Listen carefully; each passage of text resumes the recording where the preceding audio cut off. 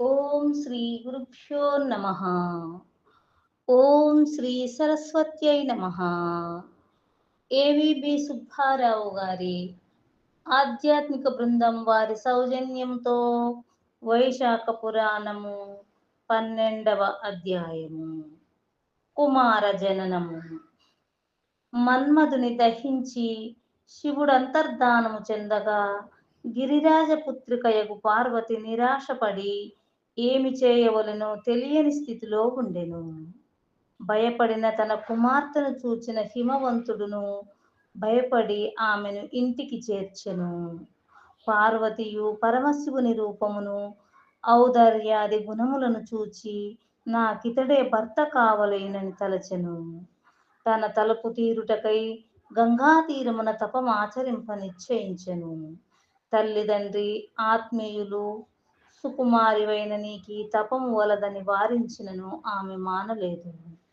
పార్వతి గంగా తీరమును చేరి మహాలింగ స్వరూపము నేర్పరిచి నిరాహారి అయి జటాధారిణి అయి కొన్ని వేల సంవత్సరములు పరమశివునికై తపమాచరించెను. శివుడును పార్వతిని పరీక్షింపగోరి బ్రహ్మచారి వేషమున వచ్చెను. ఆమె శివుని భర్తగా పొందుటకై తపము చేయుచున్నట్లు తెలుసుకొని శివుని పరిహసించెను, నిందించెను. అయినను ఆమెకు శివునిపై గల దృఢ అనురాగము నెరిగి ప్రత్యక్షమై వరమును కోరుకొమ్మనెను. పార్వతి శివుని భర్తగా కోరెను. శివుడును ఆమె కోరిన వరమునిచ్చి అంతర్ధానమందెను. శివుడు సప్తర్షులను తలచెను. శివుడు తలచినంతనే సప్తర్షులు నమస్కరించుచు వచ్చి శివుని ఎదుట నిలిచిరి.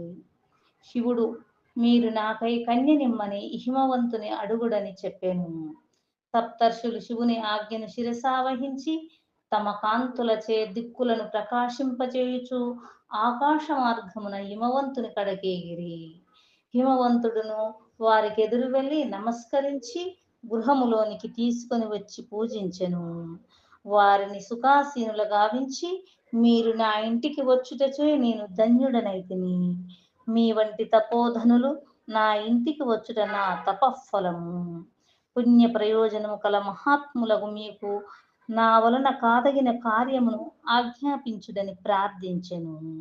అప్పుడు సప్తర్షులు నీవు మాటలాడిన మాటలు యుక్తములయ్యున్నవి.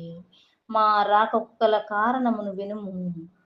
దక్ష ప్రజాపతి కుమార్తె సతీదేవి యజ్ఞశాలలో శరీర త్యాగము చేసి నీ కుమార్తె పార్వతిగా జన్మి